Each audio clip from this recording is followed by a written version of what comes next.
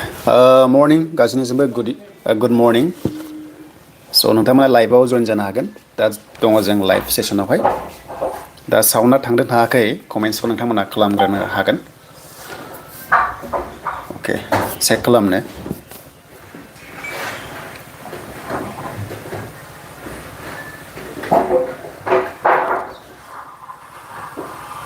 अके फैदोंना साउन्डआ ठीक আছে गासैखौ बरायबाय दिनैनि लाइभ स्ट्रिमाव आइ होप बयबो मोजां दङ एसे बेकग्राउन्ड दावराव जागोन मानोना खामानि मावगासिनो दङ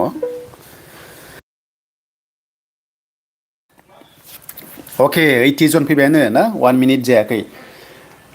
बयबो कमेन्ट्सखौ खालामनो हागोन जायनोखि इउथ्सफोर दङ नोंथांमोना जायनोखि केन्डिडेट्स नोंथांमोना मा सानदों आपकामिं रिजाल्टनि बागै होगोन होआ बिनि सायाव जों डिसकास खालामगोन आरो स्पेसियेलि टेट केन्डिडेट जोबोर मोजां खबर इन्द्रजित हेलौ उद्धव इनिफ्राय बिजित अफिसियेल बड' स्टुडिअ दानसोरां अलंबार मोगथां दानसोरां प्रणब अके थेंक इउ स' माच नोंथांमोना लाइभआव फैनायनि थाखाय 91 जन दङ आरो हानायसेबां सेयार खालामदो गुड मर्निं बयनिसिमबो आसाम पुलिस ट्रेनिं अके आसाम पुलिस ट्रेनिंआ फंबाय इन्द्रजित उनावसो जासिगोन आफ्टार इलेक्सन दा जाथ'ला दायो एप्लाइ जागासिनो दंबावो दे एप्लाइखौ खालामनो हागोन नोंथांमोना हा फंबायमोना अके गोबां फैबाय लाइभआव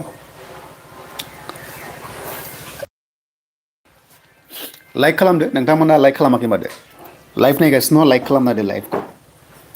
अके 100 क्रस जाबाय बिनिफ्राय खबर सबर मारै दं खोन्थाग्रोदो फार्स्टआवनो बयबो आरो BtC रिजाल्ट होनो मा होनदों हागोन ना हाला बिनि सायाव जों सावरायगोन रिजाल्टखौथ' जों बिनि सायाव सावरायगासिनो दङ नङा होमबा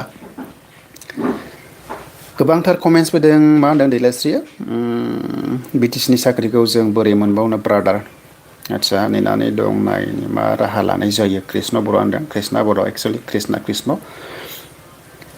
graduation level HS level Gr-4 level ना मैक्सिमाम रिजल्ट्स फैगासिनो दङ माजे माजे SMS कबा ঠিক আছে মই মাজে মাজে SMS ইউজ কৰিম ঠিক আছে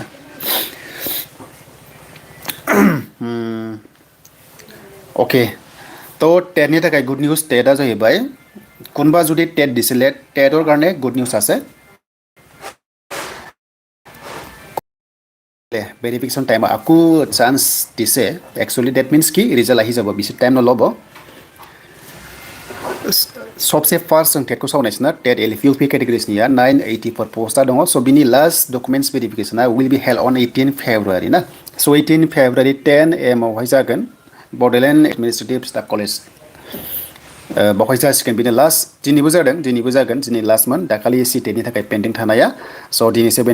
17 फेब्रुवारि दिनै आरो लास्ट चान्स जायनोखि एबसेन्ट जादोंमोन लोमजादोंमोन बा बायदिसिना खामानिनि थाखाय थांनो हायाखैमोन बेखौहाय गोबांथार ससियेल मिडियायाव रिकुवेस्ट खालामदोंमोन जोंबो बुंदोंमोन दा बे फाइनालि BtC गभर्नमेन्टआ बेखौ चान्सखौ होबाय थेंक इउ थाबाय BtC गभर्नमेन्टनि थाखाय मानोना केन्डिडेट्सखौ चान्स होबावबाय टेटनि थाखाय बेनो लास्ट डकुमेन्ट्स भेरिफिकेशन बिनि उनावनो मेरिट लिस्टखौ बिथांमोना बुंसिगोन बेनिफ्राय दाखालि ससियेल मिडियायाव नुदोंमोन आं जे पार्टिनि जेनोखि प्रेसिडेन्ट बिथांमोना बुंदों कि माने टेटआ गासैबो अके जाजोब्बाय माने जिनिसा जाबाय माने रिजाल्टआल' फैनांसिगौ आरो डकुमेन्ट्स भेरिफिकेशना जोब्बायानो अलमस्ट जास्ट दिनै गाबोननो लास्ट আজি আৰু আহাকালি লাষ্ট ডকুমেণ্টছ ভেৰিফিকেশ্যন কৰাব এই টেটৰ কাৰণে চ' তাৰ পিছতে ৰিজাল্টটো ৰিলিজ কৰা যাব বুলি ছ'চিয়েল মিডিয়া দি আমি গম পাইছোঁ ঠিক আছে তো আমি এক্সপেক্ট কৰি আছোঁ ফেব্ৰুৱাৰী আগত এইটো আহিব চাগে বেছি টাইম নাই दा टेटनि थाखाय बेल' आरो टेटनि थाखाय पजिटिभ आपडेटआ बेनो रिजाल्टआ थाबैनो फैसिगोन बारा गोबाव टाइम लानाय नंला आरो स' बयनिसिम अल दा बेस्ट थाबाय बर' मिडियामनि काट अफ हमदांनो हायाखै मेबि 58 प्लास बा 58नि खाथियाव थानो हागौ मिनिमाम आरो SMS मिडियाम बा 60 प्लास थानो हागौ LP आवहाय बाट UPआव 64 65 प्लास थानो हागौ बड मिडियाम बर' NSMS आव आरो ঠিক আছে LP UPৰ ৰিজাল্টটো আহিব টেনশ্যন নল'বা ঠিক আছে এইটো একদম চিয়'ৰ এণ্ড নেক্সট আমি discuss Karim third grade and fourth grade লেভেলৰ কেঞ্চেল থাঙ্গা না থাঙ্গা কেঞ্চেল হওয়া নাই হা কেঞ্চেল কৰা নাই আজিলৈকে কেঞ্চেল কৰা নাই আমি আমি যাম ন CSB পৰ্টেলত CSB পৰ্টেল এতিয়া আমি আহিলোঁ তাৰপিছত আমি ইয়াতে দেখা নাই যে কেঞ্চেল কৰিছে বুলি কেঞ্চেল হোৱা নাই হা কেঞ্চেলটো বৰ্তমানলৈকে কৰা নাই আৰু কেঞ্চেল কৰাটো ইমান ইজি নহয় এক্সাম অলৰেডি হৈ যোৱা বা ভাইভা টেষ্ট লোৱা এইবিলাক কেঞ্চেল কৰাটো ইমান ইজি নহয় কেঞ্চেল কৰিবৰ কাৰণে কিবা এটা ৰিজন থাকিব লাগিব এতিয়ালৈকে ৰিজন অহা নাই কেঞ্চেলটো হোৱা নাই চ' টেনশ্যন লানাङा দাयो বৰ্তমান আই होप पजिटिभ आपडेट फैगोन दा बावैनो जियानो जा टेटआ एकदम रिजाल्टआ 28 तारिखनि सिगांबो मोननो हागौ आरो आं एकदम फोथायदों ट्रास्ट खालामदों कि 25, 26, 28 फेब्रुवारियाव टेट रिजाल्टआ रिलिज खालामनो हागौ मानोना 18 लास्ट डेट गाबोन स' 10 डेजनि गेजेराव सर्टलिस्ट खालामनानैनो रिजाल्टखौ होनो हायो आंनिबाथ' सर्टलिस्टआ जाखाबायगोन जास्ट माने माखासे टाइम नेदों जानांगौ एलपिआथ' जाखाबायगोन दा बेखिनि टेटनि सायाव बेखौनो बुंथ'बाय देन नेक्स्ट जोङो डिसकासन खालामसै थार्ड ग्रेड एन्ड फर्थ ग्रेडखौहाय कमेन्ट्सखौ नायग्रोबावनो CM ट्रिपल ए चिफ मिनिस्टारनि स्किम ना BTC आवबो होदों नङा होमबा सेकेन्ड किस्तिनि आपडेट सेकेन्ड किस्ति 25,000 नामा 75,000 होदों 75 होदों ना दाखालि ना मैया होदों ओमफ्राय नेक्स्टनि उनाव 25 होगोन एन्ड बिनिफ्राय सेकेन्ड इनस्टलमेन्ट होनोबाथ' 1 एलाना फार्स्ट मोननाय किस्तिया बिसोरो एक्सुवेलि इलेक्सननिल'सो मोनसिगोन दाथ' इलेक्सननि टाइम जाबायना बेखौ नेक्स्ट आंनि मथेब्ला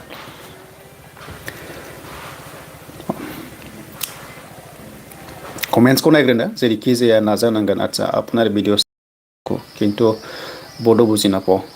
আচ্ছা বুজিব লাগিব BTC থাকি বড়ো অলপ বুজিব লাগিব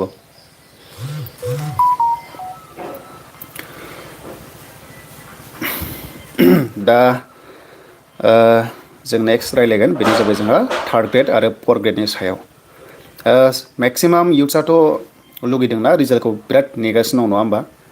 रिजाल्ट नेगासिनो आरो आंनाव गोबांथार वाट्सएप खालामो सोंहरो जे रिजाल्ट होगोन ना होला दा माबाफोर इनफरमेसन मोनदों नामा होननानै स' अफिसियेलिथ' बिदि दासिमबो मोनाखै बाट एक्सपेक्टेसना बानायगासिनो दङ एक्सपेक्ट खालामगासिनो दङ आसा खालामगासिनो दङ मानो होनबा खस्थ' खालामदोंना बयबो इउथ्सफोरा एप्लाइ खालामनायनिखौ सानहरग्रो जेब्ला एप्लाइआवनो बुहुत खस्थ' मोन्दोंमोन ना एप्लाइआवनो बुहुत खस्थ' मोन्दोंमोन IPF प्रब्लेम्स जानाय लास्ट डेट बायदिसिना बुहुत हाबि जाबि प्रब्लेम्स जादोंमोन नङा होमबा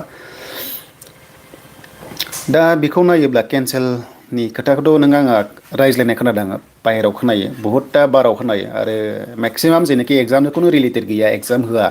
बा खुनु साख्रियाव इन्ट्रेस्ट गैया बैसोरसो माने केन्सेलखौ जाजानो लुबैदोंखौ आं सानो आरो माने केन्सेल जानायनि जेबो जाहोनानो दा ओंखारथ'वाखै नङा होमबा थ' जियानो जा फर्थ ग्रेड अके स' फर्थ ग्रेडनिखौ जों रायज्लायनोसै दायो HS लेभेल आरो डिग्री लेभेलखौ जों डिसकासन खालामगासिनो दङ नोंथांमोनहा मा सानो कमेन्ट्सआव खोन्थाहरनोसै माने बियो लाइभ नालाय कमेन्ट्सखौबो नायनो हायो डाइरेक्ट दायो लाइभ जागासिनो दं नालाय आरो लाइभआवहाय बांसिन सावरायनो हायोना भिडिअ होयोब्ला कमेन्ट्सखौ मोनसे रिप्लाइ होनांगौआ इजि नङा बहुद टाइम लायो नालाय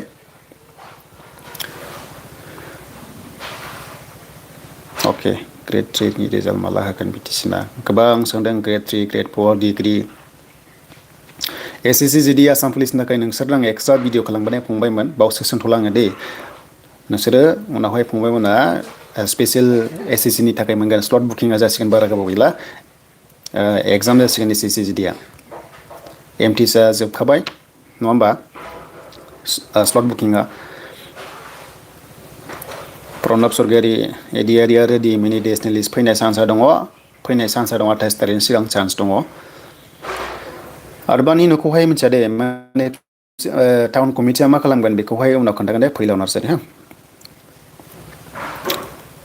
सोमदोन बरा बुंदों खामानि गैया BTC BTR होननानै दुखु मोनबाय नङा होमबा साख्रि मोनैनि BTC ग्रेड 3 HS लेभेलनिया माब्ला होगोन रिजाल्टखौ ब्रादार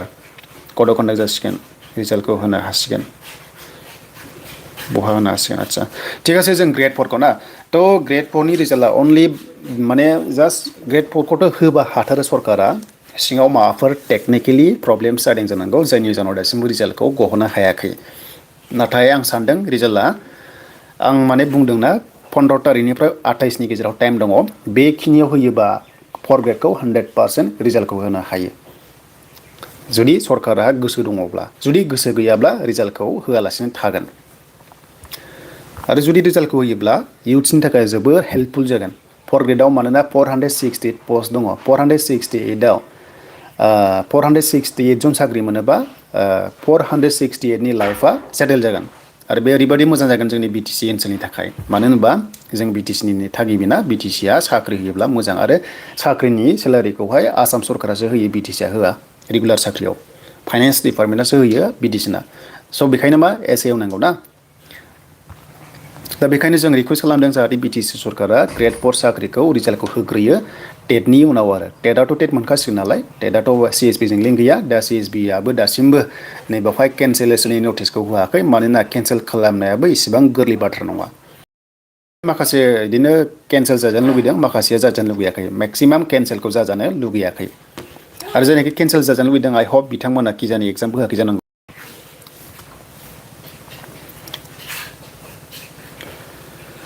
माने सिङाव माबा मोनसे प्रब्लेम जादों जानांगौ बेखौथ' जों जेबो मिथिला अफिसियेलि सिङाव मा जादों नाथाय जों बयबो आसा खालामदों रिजाल्टखौ होनांगौ होननानै आरो रिजाल्टखौ मोननो लुगैदों गासिबो इयुथ्सफोरा दा सिङावहाय टेकनिकेल इसु जायो मानोना बेफोरबायदि खामानियाव गोबांथार टेकनिकेल इसु थायो जों बेखौ मिन्थिया नाथाय जेनाखि सिस्टेमाव दङ बिसोरसो मिन्थियो आरो स' अब्लाबो माने बेफोरखौ सल्भ खालामनानै जुदि 4 ग्रेडनि रिजाल्टखौ बिफोर MCC होयोमोनब्ला स' जोबोद गोजोननाय मोनगौ गभर्नमेन्टखौ आरो जिनोखि सर्सआव मोननाय बादिबाथ' रिजाल्टआ होथारगौ बारा गोबाव गैला बेखौथ' खोनाबाय थादों रिजाल्टआ होसिगौ ग्रेड 4आ बारा गोबाव गैला मथा मथि 28 तारिखनि सिगां चान्सआ दङ बेखौ जों मेक्सिमाम आसा खालामगासिनो दङ आरो আমি ডিছকাছ কৰিছোঁ ন কিছুমান যদি বুজি পোৱা নাই মই কৈছোঁ কি মানে 4 গ্ৰেড ৰিজাল্টটো 4 গ্ৰেড ৰিজাল্টটো আজিলৈকে কেঞ্চেল কৰা নাই বা HS লেভেলত কেঞ্চেল হোৱা নাই ঠিক আছে গ্ৰেজুৱেটো হোৱা নাই ইমান নেগেটিভ নাথাকিবা কিন্তু MCCৰ আগত অহা চান্সটো আছে যিমানখিনি গম পাইছোঁ যিমানখিনি চৰ্চ পাইছোঁ 28 তাৰিখ ভিতৰত আহিব লাগে বুলি আমি গম পাইছোঁ বাট নট অফিচিয়েল কিন্তু এটাই কথা কেঞ্চেল কৰা নাই আজিলৈকে কেঞ্চেল হোৱা নাই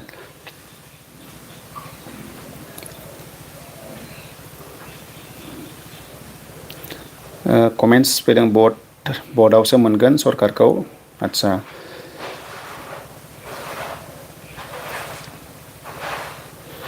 होगोनल' होनो रिजाल्टखौ होआ माथो बे गभर्नमेन्टनि सायाव थाबाय होयिया नाथाय इयुथ्सआबो डिमान्ड खालामनांगोन इयुथ्सआबो डिसिप्लिनावहाय रिकुवेस्ट खालामनांगोन बिदिनो बुख्रुबसो बिदि नङा माने मोजां रेसपेक्ट होनानै मोजाङै डिसिप्लिनाव मेम'रेन्डाम बा हयथ' लाइक एप्लिकेसन बिदि टाइपनि माने बानायनो हायो आरो बाट डिसिप्लिनाव उइथ डिसिप्लिन खुनु आखल गाज्रि नङा गासैबो बुजिनो हाजोब स्टुडेन्टस स' जाहाथे मोजां माने गभर्नमेन्टखौ रिकुवेस्ट खालामबा किजानि गभर्नमेन्टआ रेसपन्सखौ होनो हागौ नाथाय आं आसा खालामदों एकदम आं आसा खालामदों कि रिजाल्टआ माने 28 तारिखनि सिगां 4 ग्रेडआ टेटआ फैनाय चान्स दं होननानै आरो मानो होनबा 4 ग्रेडआ मा अनलि भाइभाल'मोन नालाय अनलि भाइभा टेस्टमोन नालाय आरो बे भाइभा टेस्टआ बेसेबां नाम्बारनि बेयाव आं आइडिया गैया नाथाय भाइभा टेस्टल' जादोंमोन दा बे जिनिसा अनलाइन आरो मोनसे अफलाइन दं नालाय दा बेवहाय अनलाइन एप्लाइ खालामनायावहाय HS लेभेलसिमल' क्लास 8निफ्राय इलिजिबल जायोना क्लास 8 क्लास 10 क्लास 12 बा HS लेभेलाव अनलाइननि 275 पस्टआव इलिजिबल ओमफ्राय बिनि एडभान्स एप्लाइ जानाय 193 पस्टआव बेवहाय डिग्रियाबो इलिजिबल जादों दा बेफोरखौ सलिस खालामनायाव फिल्टार खालामनायाव एसे टाइम लादों जानांगौ मानोना 193आव डिग्रि पासआबो इलिजिबल थ' बिसोरबो साख्रि मोनगोन नालाय स' बेवहाय एसे साफल खालामगासिनो दंगोन माखासे लिस्टफोरखौ आरो बेवहाय गोबांथार कम्बाइन्स डिपार्टमेन्ट दं नालाय कम्बाइन जिनोखि डिपार्टमेन्टसा बुरजा दङमोन दा बेफोराव सलिस खालामनायाव सोर हेन्डलुमाव मोनदों सोर सेरिकालचार सोर INPR लिगेल मेट्रल'जि ना PWD इनिफ्राय ओरै सयल कनजारभेसन सेरिकालचार बेनिफ्राय ओरै दङ माबा दंबावोमोन कपारेटिभ ससाइटि दङमोन बेफोरावहाय साफा माने नालाय दा बेफोरखौ बानायनायाव टाइम लायो आरो BCDC सेक्रेटरी बेलेग सैलरी पैसे नहीं नाय सैलरी पोआ नाय सैलरी पोआ नाय फरेस्ट तो पोआ नाय फरेस्ट एटाई पैसे जे प्रोफेशनल सैलरी पैसे किन्तु रेगुलर सैलरी आजिलगे हुआ नाय सेक्रेटारी हुआ नाय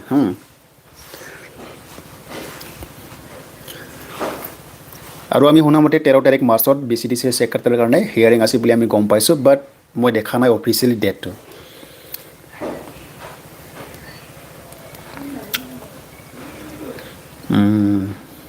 BCDC ओमफ्राय मा दंमोन फरेस्ट ना आচ্ছা बिनि सायाव कमेन्ट्स फैदों स' এতিয়া আমি ডিছকাছ কৰিম HS লেভেল ঠিক আছে তাৰপিছত আমি লাষ্টলি ডিছকাছ কৰিম গ্ৰেজুৱেট লেভেলত যে স্কিল টেষ্ট কৰাব নে নাই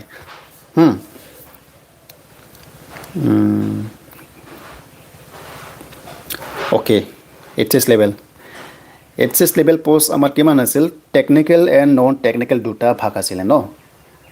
এটাটো আছিলে 104 আছিলে য'ত অনলাইন এপ্লাই হৈছিলে বাট অফলাইনো হৈছিলে অফলাইনৰ কিমানটা পোষ্ট আছিল মই মানে একচুৱেলি মনত নাই ঠিক আছে गोसोआव गैला आङो बाट पोस्टआ हले 370 plus both side online offline technical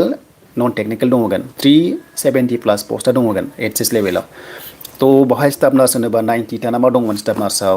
टेक्निशियान्सफोर दङमोन लैब टेक्निशियान इसिजि ना सिएसएसडि रेडियोग्राफार बे टेकनिक दङमोनगोन ओमफ्राय ओरैहाय नन हेल्थ डिपार्टमेन्ट जेरैहाय सेरिकालचारावबो टेक्निशियानफोर दंमोन टेक्निकेल टिम दंमोन सेरिकालचारावबो दंमोन हेल्थआव दंमोन इन्सपेक्टरबो दङमोन ओरैहाय मा दंमोन डेमनस्ट्रेटर ना मा दङमोन बेफोरो एचएस लेभेलनि साइन्स साबजेक्ट लाग्राफोरनि डिप्ल'मा लाग्राफोरनिमोन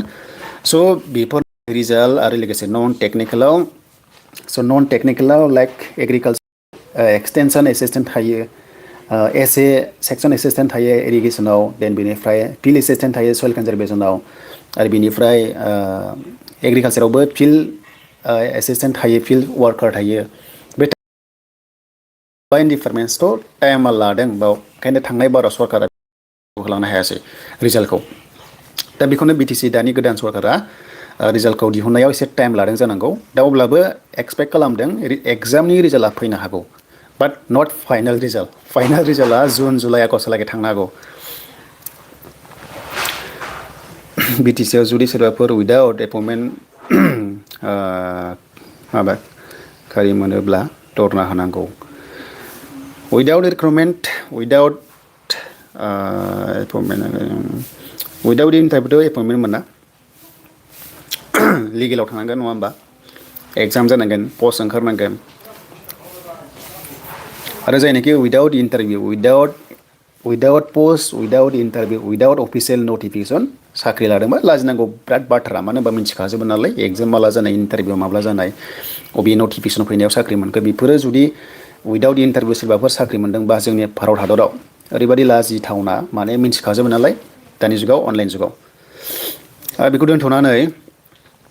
बेखौ दोनथ'नानै एचएस लेभेलनि एग्जामनि रिजाल्टआ फैनो हासिगौ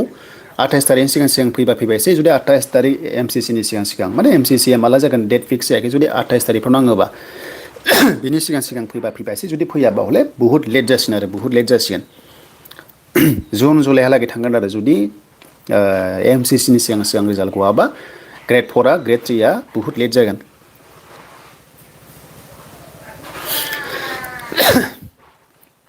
बेखिनियानो दिनैनि लाइभ स्ट्रिमा गोबांथार अपिनियन नोंथांमोना हरबाय मेक्सिमाम 90% रिजाल्टखौ नांगौ ना रिजाल्ट नांगौ 90% नङा होमबा दा सिएसबियावनो दङ जोंलाय वेबसाइटआवहाय दा सिएसबिया वेबसाइटआ क्ल'ज जायाखै बेनो दङ डेट मिन्स मा पजिटिभ आपडेट पजिटिभआवनो दा बावैनो ओंखारनोबो हागौ माथो बिसास जेरै थांनाय बाराव बिटिसि आरो फरेस्टआ खावब्ला फैदोंमोन ना पेपारावहाय थिग बेबादिनो माबा मोनसे फैनो हागौ नेक्स्ट लेभेलाव देन कमेन्ट्सखौ नायनोसै ग्रेड 3 ग्रेड 4 रिजाल्टनि होनाय नंला मोनबाय मोननायाथ' बयबो बिदि मोन्दों बयबो होगोनबो मोन्दों होला मोन्दों ना rocket Basumatary about the youths होननानै बुंहरदों अंगनाबादि हेल्पारनि भिडिअ आदसा बिनि सायाव इन्टारभिउनि सायाव आपडेट गैथ'वा दे जोंनि बिटिसिआव बारा ओंखारा बेखौ एक्सुवेलि अंगनबादिनिखौ आइसिडिएसनि थ्रु मिन्थिनो मोनगोन आइसिडिएस ससियेल वेलफेयारनि थ्रुयैहाय पेन्डिं थालांनाय फरेस्टनि 4 ग्रेडनि बागै 4 ग्रेडआ फरेस्टआनो जा मायानो जा 4 ग्रेडआ ग्रेड 4आनोसै कम्बाइन जादोंमोन नालाय रिजाल्टखौ थाब होहोदो दा नेक्स्ट लेभेलाव आंथ' मानसि गिदिरबा होसिगौमोन दा आं बिदि नायनानै थानानै नङामोन मानसि गिदिरबा बाट जोङो जास्ट ससियेल मिडियाल'सो बुंनो हायो गासैबो सिस्टेमा गभर्नमेन्ट आखायावसो थायो गभर्नमेन्टनि आखायाव थायो থার্ড গ্রেড রিজাল্ট কেতিয়া দিব দাদা থার্ড গ্রেড ৰিজাল্ট কেতিয়া দিব বুলি ডাইৰেক্টলি আমি ক'ব নোৱাৰোঁ ডেট অহা নাই ডেটটো অহা নাই এই ডেটটো আমি এতিয়া ক'ব পৰা নাই চিষ্টেমে কোৱা নাই চিষ্টেমে কোৱা নাই বাট আহি যাব লাগে মোৰ মতে আহি যাব লাগে তাৰ কাৰণে প্ৰেক্টিছ কৰি থাকিবা যোনসকলে গ্ৰেজুৱেট লেভেলত পাছ কৰি থৈছিলে স্কিল টেষ্টৰ কাৰণে প্ৰেক্টিছ কৰি থাকিবা আজিলৈকে কোনো অফিচিয়েল নটিফিকেশ্যন ৰিলিজ কৰা নাই যে কেনচেল হৈছে বুলি যদি ৰিলিজ কৰিলেহেঁতেন ইয়াতে নটিফিকেশ্যন আহিলেহেঁতেন ঠিক আছে এতিয়া অহা নাই তাৰ কাৰণে প্ৰেক্টিছ কৰি থাকিবা প্ৰাইভেট টেষ্টৰ কাৰণে কোনোবা যদি ডিগ্ৰী লেভেল পাছ খালামदोंमोनब्ला কোনোবা ভাবিছে নেকি যে এক্সাম হৈ যোৱাটো কেঞ্চেল কৰিব পাৰি বুলি ইজিলি পাৰি নেকি বা যদি ভাবিছে যে কেঞ্চেল হ'ব লাগে বুলি এক্সাম হৈ যোৱা বৰ্ডলেণ্ড ইউনিভাৰ্চিটি এক্সাম কণ্ডাক্ট কৰি থোৱা ইজি আৰু কি প্ৰুফ আছে কি এভিডেন্স আছে যে ইলিগেল হৈছে বুলি এতিয়া বৰ্তমান চাকৰি হোৱা নাই গ্ৰেড 3 লেভেলত 4 গ্ৰেড লেভেলত হৈছে BCDS লেভেলত আৰু ফৰেষ্টাৰৰ চাকৰি হৈছে কিন্তু 3rd গ্ৰেড 4th গ্ৰেড আজিলৈকে ৰিজাল্ট দিয়া বা ফাইনেল লিষ্ট আহাই নাই যদি 100% ৰিজাল্ট নাंगौ एसेबां खस्थ' होनाय बे एग्जामफोरा बेसेबां रां खरसा येस डेफिनेटलि फैसा खरसा जादों एग्जाम दिया टाइमत न বা এপ্লাই কৰাৰ টাইমত সময়ত বহুত খৰচা হৈছিল এইটো হয় সঁচাকৈ হয় আৰু টাইম বিশেষকৈ টাইম ইমান নাথাকে চবৰ হাতত হা টাইমটো মানে सेम कन्डिशन नाथाके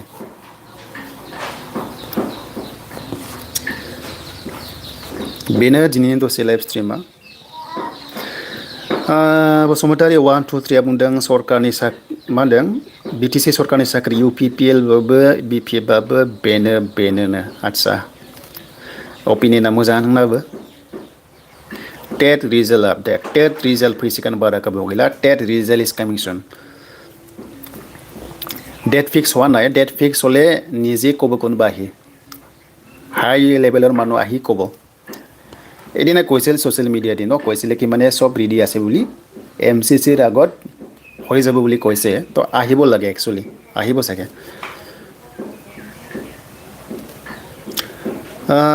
बिश्वजित बरुवा बुंदों बर'नि निउज चेनेलफोरा जेबो खामानि गैया नामा आदा जेबो कुइसनखौनो खालामनो हाया नामा बिसोरनि बाथ्रासै एसोसिएशन थायोना बिसनाबो माखासे टीम थायो टीमावहाय माखौ सोंगोन माखौ सोङा किजानि रायलायग्रोयो ना माया आं बिनि सायाव जेबो आइडिया गैया दे मिडियानि फारसे बाट सोङोबाथ' मोजांनि बाथ्रामोन आसामावथ' गोबां सोङो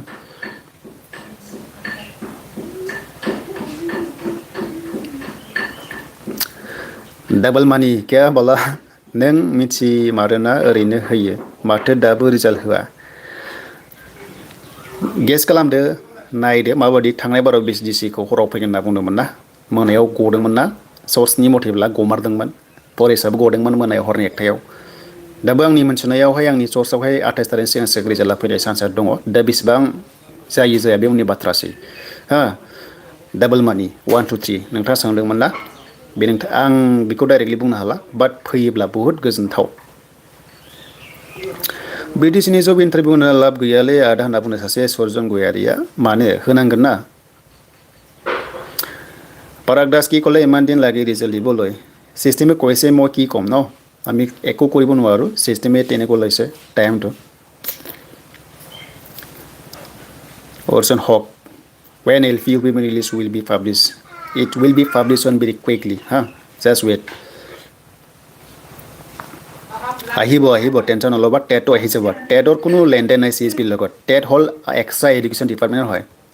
তাতে ডাইৰেক্টৰ থাকে সব গম পাব ডাইৰেক্টৰে কিন্তু CSPৰ কোটাটো বেলেগ এডুকেশ্যন ডিপাৰ্টমেন্টৰ বেলেগ আৰু টেটৰ এছআই অলৰেডি আছে টেনশন নলবা সব ওকে আছে টেটৰ ब्रादार CSP नि मेम्बारा केन्सेल जागोन होननासो बुंदों माथो आंथ' खोनायाखै सोर बेबा आंथ' खोनायाखै आरो सिनायाबो एक्चुअली बाट अफिसियेलि नुबासो फोथायो जोङो अफिसियेलि नुबाबो फोथाया जेरैहाय थांनाय बारनि कैंसिलेशन नोटिस ना कैंसिलेशन अफ द नटिफिकेशन वीडियो मेमो नम्बर दङ ना बे जाबाय एक्स बडिखौ कैंसिल खालामनाया जेरैबाव फैदों थिग बेबादिनो साख्रियाबो फैगौमोन कैंसिल जायोबा जेब्लासिम कैंसिलेशननि नटिस फैया अब्लासिम जों फोथाया खुगाजों बुङो मेरला बुङो बाट जों फोथाया लिरनाय डटपेननि पावारा डेन्जार खुगानि पावारा टेम्परारि नेयै गैलालै बानाय मोनबाय ग्रेड 4 खौ बाखागोन ना आच्छा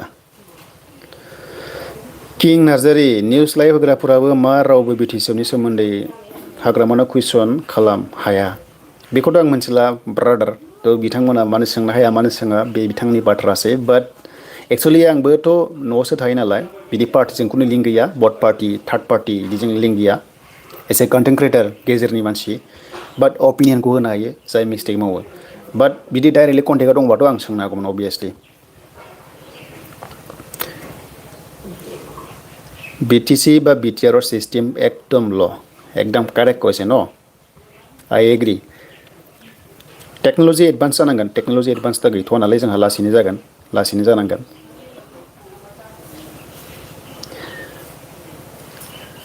ঠিক আছে সেইখিনি আছিল আমাৰ লাইভ সেশনটো ओमफ्राय नेक्स्ट लेभेलाव खालामसै ग्रेजुवेट लेभेल बहुत আছিল जाके ग्रेजुवेट लेभेलाव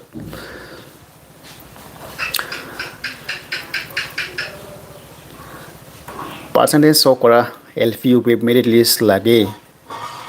এই বিষয়ত মাত মাতিব লাগে মাত মাতি